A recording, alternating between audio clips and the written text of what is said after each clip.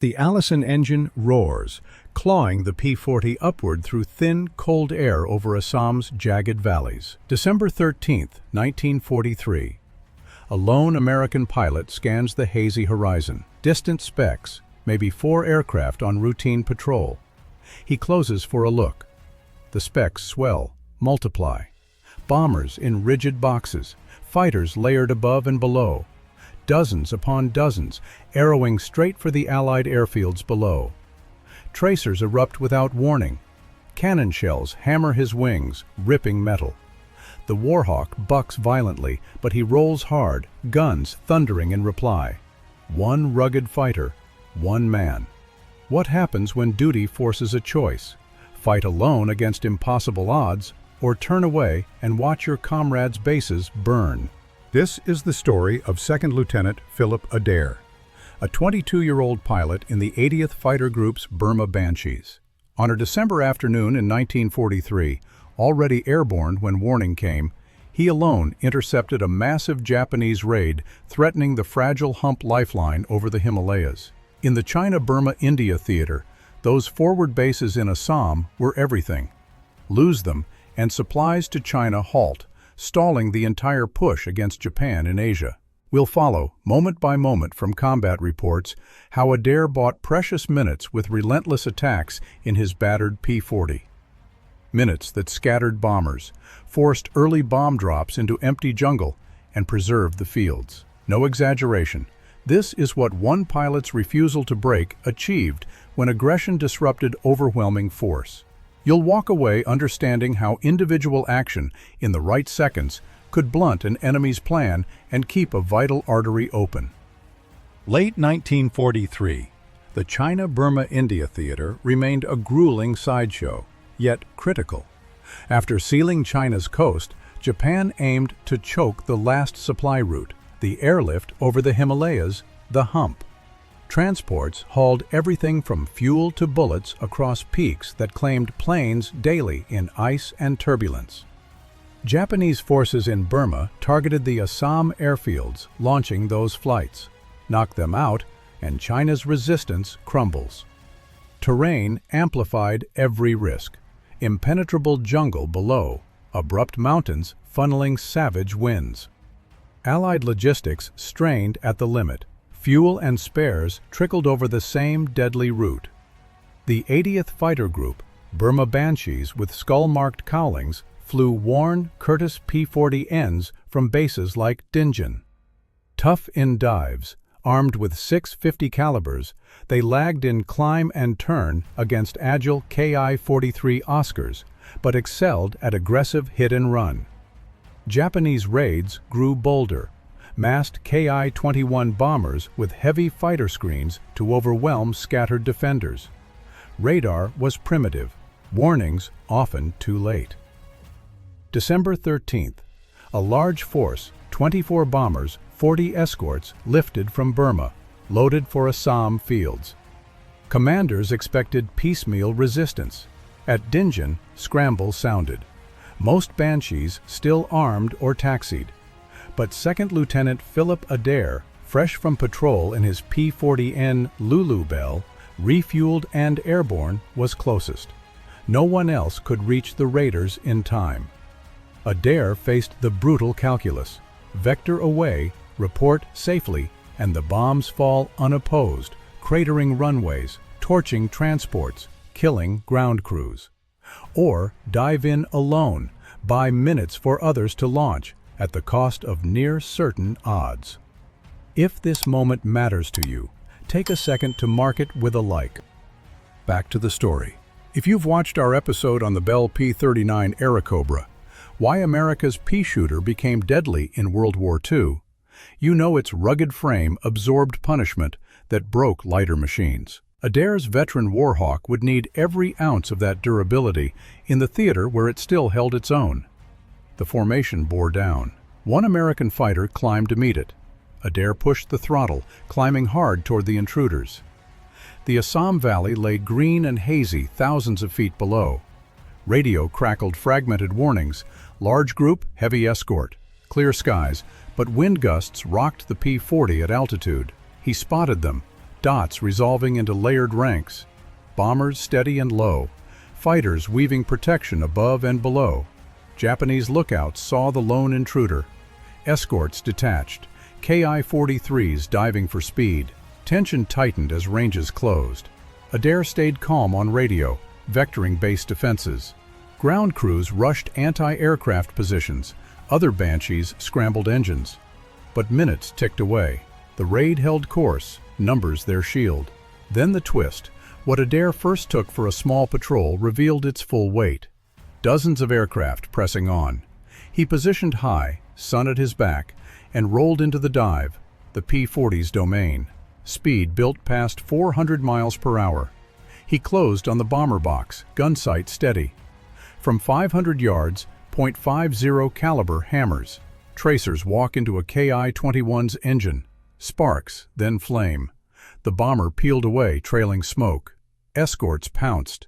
Cannons flashed. Shells tore fuselage and wings. Elevator cables parted. The Warhawk yawed wildly. Adair broke left, negative G-roll to clear cockpit fire. More fighters closed, head-on passes blazing. He looped back, guns answering. One escort smoked, glycol streaming as it fell off. First pass done. Bombers wavered, escorts drawn defensive. Ammunition burned fast, but Adair dove again. Second run, hits folded another bomber's wing. Escorts aggressive now, swarming. His .5s raked a Ki-43. It spun earthward. Sun glinted on spinning props. Tracers arced. Black bursts bracketed him. Armored seatplate deflected rounds that might have ended it. He exploited roll rate, evading tight turns, boom and zoom relentless. Passes blurred. Damage mounted. Controls sluggish, fires flickering out. Fuel and ammo gauges plunged. And then everything changed. Guns clicked empty. Elevator frozen nose down. Adair could have broken off, bailed over friendly lines. Instead, he dove again and again at the escorts. Bluff charges, no shots fired. Japanese pilots hesitated. Expecting reload or kamikaze resolve, they broke each time rather than close. Bombers, suddenly exposed, scattered.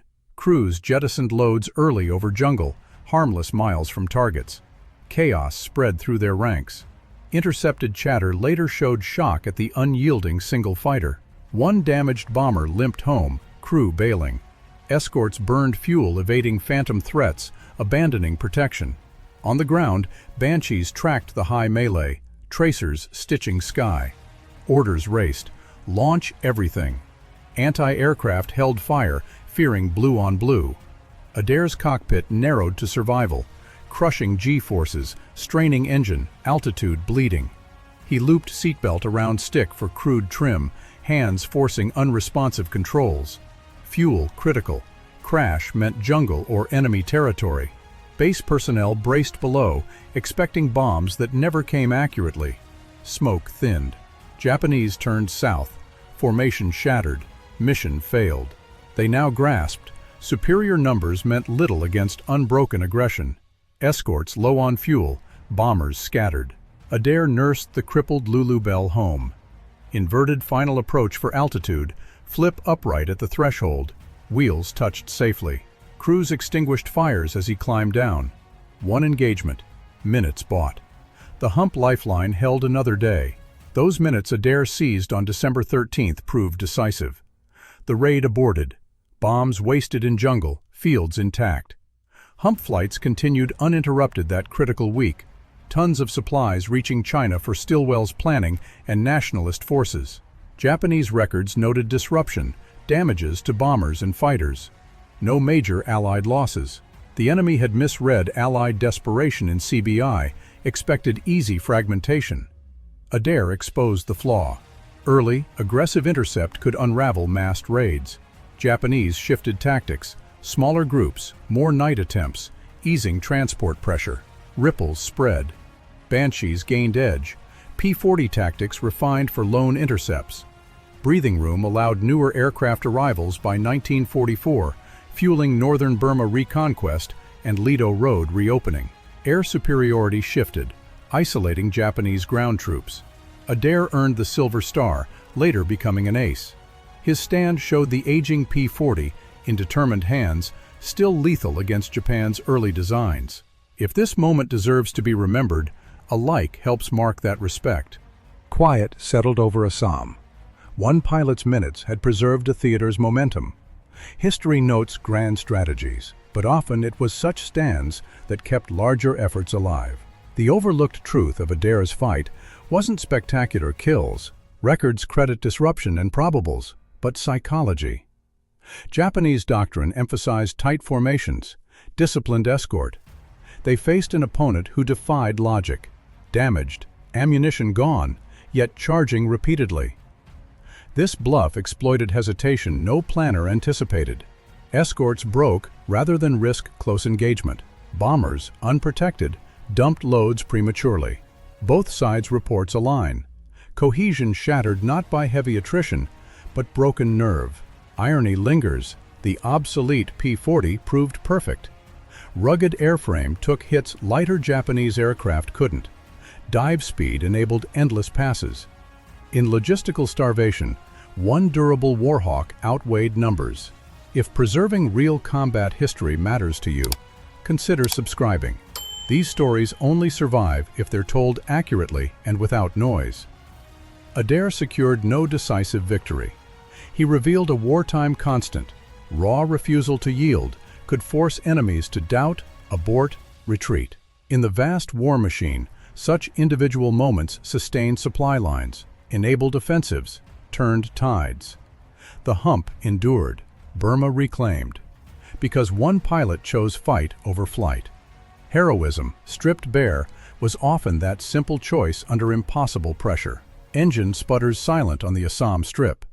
Wisps of smoke curl from Lulu Bell's scarred cowling. Ground crew surrounds the battered P-40 as Adair steps down, exhausted, alive. Sky above empties, no bombers return. In those bought minutes, defiance rippled outward. If someone in your family served in the air war, or if you're watching from the region tied to this story, share where you're listening from below. But what if a fighter dismissed as a failure became deadly in the hands of the right pilots? Next time, the Bell P-39 Airacobra. Why America's pea shooter became deadly in World War II.